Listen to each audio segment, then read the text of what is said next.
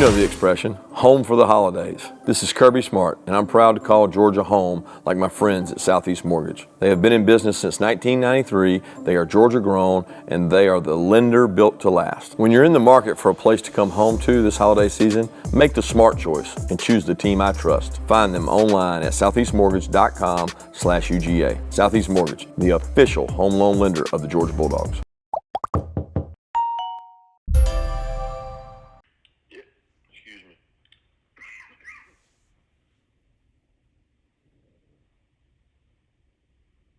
Yeah, we finished up regular season yesterday with Georgia Tech, and we've earned the right to play an additional game, the SEC championship.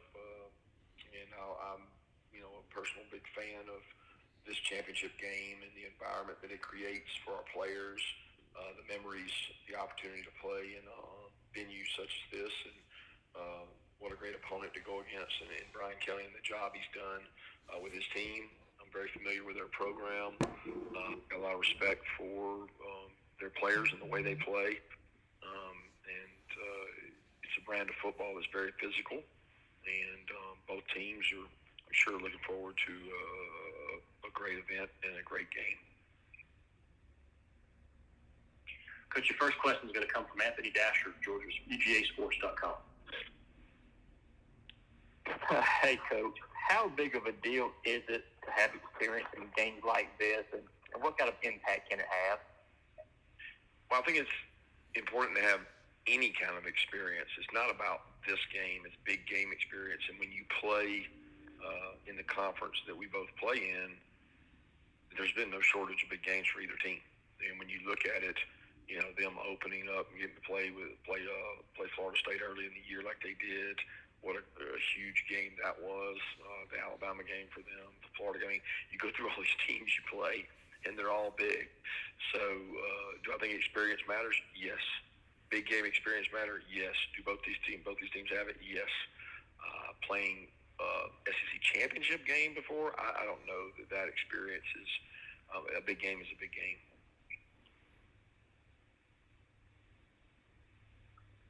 Next, we'll go to Chip Towers of the AJC. Yeah, Coach, we spend so much time talking about the playoff rankings and everything else, but this was one box you guys were unable to check last year, winning the championship. How much of an incentive is that, just winning the league title? It's the next game. So for us, it's been all about the next one all year. The great teams worry about the next one more than the last one, and that's what we're trying to be, is a team that worries about the next one more than the last one. Next is Jordan Hill of Dogs 24/7.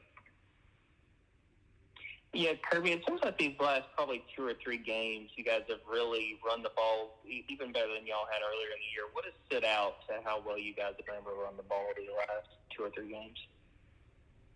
The physicality of the line of scrimmage. I think the line of scrimmage is playing well. They're playing really physical. They've challenged those guys. Some instances because of the weather, conditions, and some because of the look that the defense gave us, and each one's different. But those guys have played physical. The backs have done it by committee, and that's been helpful. We saw AD warm up on Saturday. Just how are you guys feeling about him going into this week?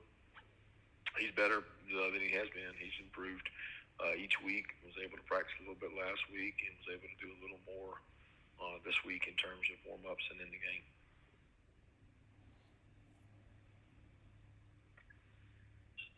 Next, we'll go to Charles Odom of the Associated Press. Hey, how do you handle the psychology of the playoff awaiting? And of course, there's a lot being written that you guys are probably in the 14 playoff regardless of what happens on Saturday. Do you address that with your team at all, and does that affect any decisions you make this week? No, we're worried about winning the SEC championship. That's the most important thing on our agenda, is to have an opportunity to do something that rarely gets done. I mean, it's tough to win an SEC championship. I've been part of this league for a long time, and I have almost as many national championships as I do SEC championships, and they're really hard to come by. So we're focused on LSU. And I'll just use my follow-up just to ask how you're feeling. We of course, hear you coughing. Oh, I'm feeling great. I just got a cough, but I feel great. I was a little sick earlier in the week, but great. Next, we'll go to David Pascal with the Chattanooga Times Free Press. Hey, Kirby, I know it's kind of a unique week for the Muschamp family with Whit playing in the state championship game up here on Thursday. How hard is it to be able to watch your kids play with the hours you put in, and what do you think this experience has meant for Will this fall? I didn't hear the question. I heard what you said about Will, but what was the question? The fact that it's kind of a unique week for him that his son is playing for a state championship up here in Chattanooga on Thursday, and I was kind of curious, how hard is it to watch your children play sometimes with all the hours you put in, and along those lines, what do you think this experience has meant for Will getting to see his son? Yeah, it's what you do this profession for, to have the relationships you have and be able to be a father, and I think he does a tremendous job of balancing that. It's not a new thing for him. He's been head coach of 2 SEC programs. He's been a part of a lot of really good programs, and he's been a father while doing it. I know that his getting to watch his sons play has been a very important part for him, and he's done a great job managing that. I know hopefully he'll be able to watch him play this week. He's gone to see him play, I think, 3 or 4 times this year. And I know he's got the means to kind of get there and back pretty quick, but I mean, it's still, some of those games can be 3 hours away, 5 hours away by car. I know he gets there quicker than that, but does he come into those Saturday morning meetings blurry-eyed sometimes? Or, I mean, is that just the life of it? I mean, being, the late nights, I guess y'all probably do that with recruiting too, don't you? Yeah, I mean, we have coaches that go out during the season, so it's very commonplace for guys to do that. And he's done it probably a little more just to be able to watch Whit play. Thank you. Next will be Liz Clark of the Washington Post. Coach, thank you for being available. At whatever point the football playoff is expanded to 12, I'm wondering if you have any thoughts about how that might affect, if at all, the stakes and the level of enthusiasm about the conference championships and all that is so special and such a privilege about it that you referenced at the outset. That's not a concern for me, for the SEC. I don't have a concern for that, because if you go back in history and look at the game has been extremely important to the universities that play in it. There's a certain level of respect that goes to the SEC champion, and you're playing for a championship of your conference. I think that's a big deal. If you look over the last 10 years, somebody would be playing for maybe a bye, somebody would be playing for maybe a home field, somebody might be playing to play themselves in to the 12-team field. So every year it could change with the expansion. But, I don't worry about the relevance of the game with the state of football the way it is in the SEC. Got it. And in your ideal world, would the expanded playoff happen sooner rather than later, or do you have a point of view? No point of view. Okay, thank you. Next is Wilson Alexander, The Advocate. Hey, Kirby. Obviously, B.J. Ojolari's older brother Aziz played for y'all a few years ago. What kind of effect did he have on your program at that time, and just how would you describe him, the player he was and the personality that he has? He was a tremendous leader that all the players had a lot of respect for. He embodied toughness. He was a guy that never shied away from contact, and all the guys on the team respected. He was almost a unanimous captain, and had the most votes we've had at the time for a captain, and was a great leader, and he's a great young man. And I'm also curious, Todd Monken, there's some connections with him and stuff like Coach Kelly and Denbrock way back Grand Valley State days. Just him as an offensive coordinator, what is it that he does so well to design this scheme? Well, he utilizes the talents of the players he has. He does a really good job of tying run game and pass game together, using different tempos. He does a good job calling the game aggressively and keeping things mixed up. I think if you talk to the defensive coordinators that go against him, he ties the run and pass game really well together, the play action part of that. Thank you. Next is Mark Weiser, the Athens Banner Herald.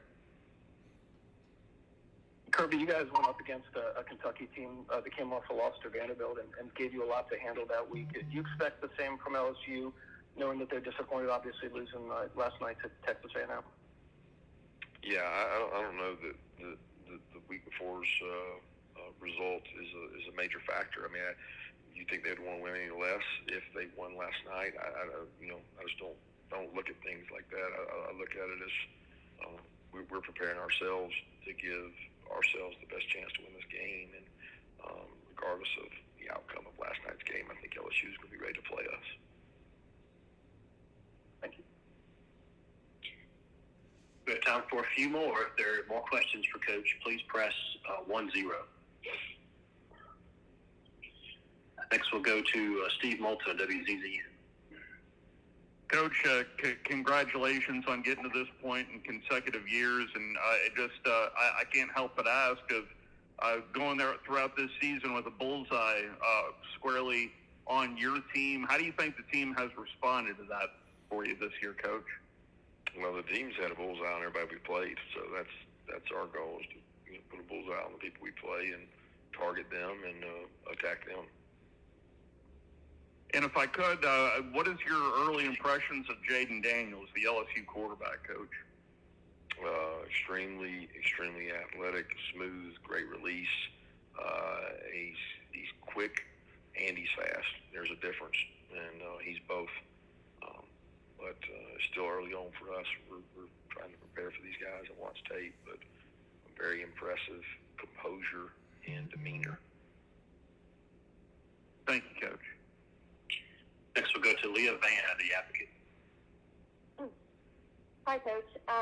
What goes into rebuilding a defense which lost 5 first-round draft picks last year, and why do you think you've been able to be consistent this year? We had good leadership last year, and we've got good leadership this year. And if you have good leadership, then you've got an opportunity to grow and get better. And this group was not where it needed to be in the spring, and we had some long days in spring practice, but they filled in the holes nicely that we needed, and they've improved throughout the year. And they need to be at their best now when their best is needed. And we need to get better this week to be the team we need to be defensively.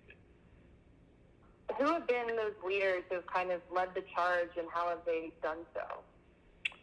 Jamon Dumas has been a really good leader for us. Chris Smith has been a great leader for us. Jalen Carter, Robert Beal. I mean, Nolan was a great one that is now injured. So, but they do it by the way they practice and the tone they set with physicality and striking people.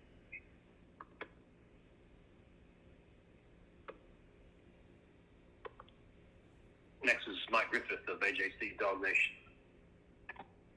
Hey, Kirby, just looking at LSU personality-wise, how comparable or different is this Brian Kelly version of football versus what you saw when you faced Notre Dame in 2019? Just a different makeup, different. You know, they got these big physical SEC players. Not that they didn't when they were Notre Dame, but you know they've got really good skilled players. They've got an extremely athletic quarterback. They do a tremendous job defensively. You know, I got a lot of respect for their defensive staff and what they do. But they're really athletic. I mean, LSU never is going to be short on players, and the state in that area, high school football is so meaningful, and they do such a good job recruiting that he's got some really talented guys, really talented players playing.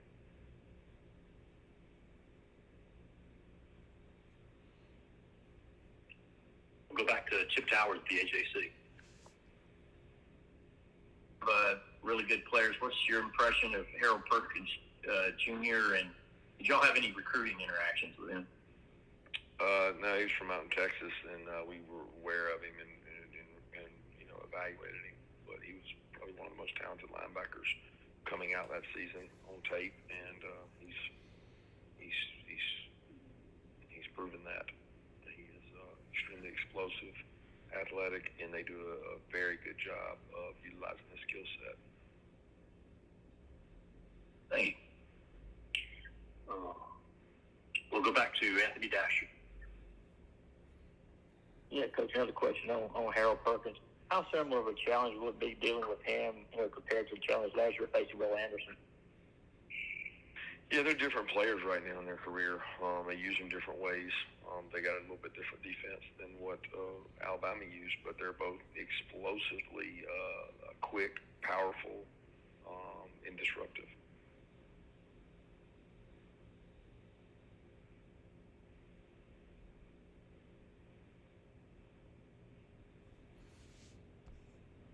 We'll go back to Jordan Hill. Hey, Kirby, what sort of stands out to you about how LSU's defense attacks and what makes them a good defense? I'll be honest with you, it's still early on. I mean, I'm just, this is not a team that we prepared for during the regular season, so it's early to say. I'm just getting to watch them. I know a lot about their defensive coordinator. He's been in our league before, and he does a tremendous job. He went to the Chiefs for a while. He's one of the best in the league. He understands how to attack offenses and what to take away, and we've had him some on defense in crossover of teams we've played this year. And then, do you have an update on Marvin or Zion out of yesterday? Marvin's got an ankle sprain. Not sure the severity. Zion's good. Zion was dealing with that same injury from the Kentucky game, but I think Zion's going to be fine. Thanks. We'll follow up from Mike Griffith. Yeah, Coach, you mentioned Jaden Daniels a minute ago. Is there any comparison, any past players, explosive quarterbacks in the league that Jaden reminds you of?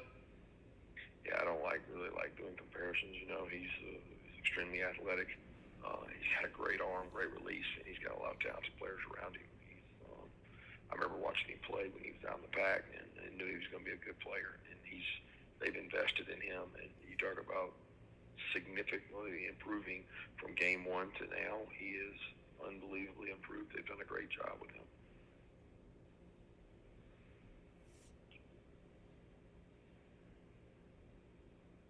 We have another from Mark Weiser.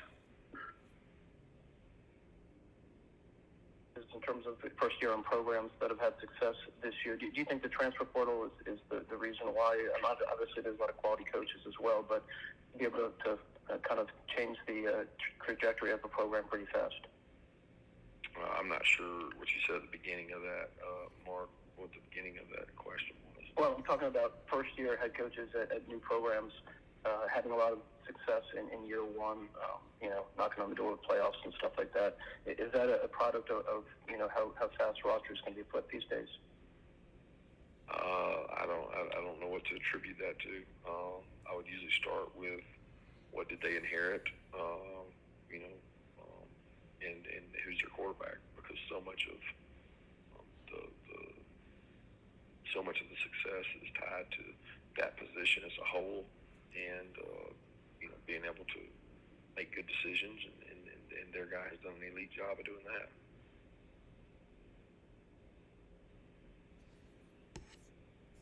Coach, that's going to wrap you up. Thank you.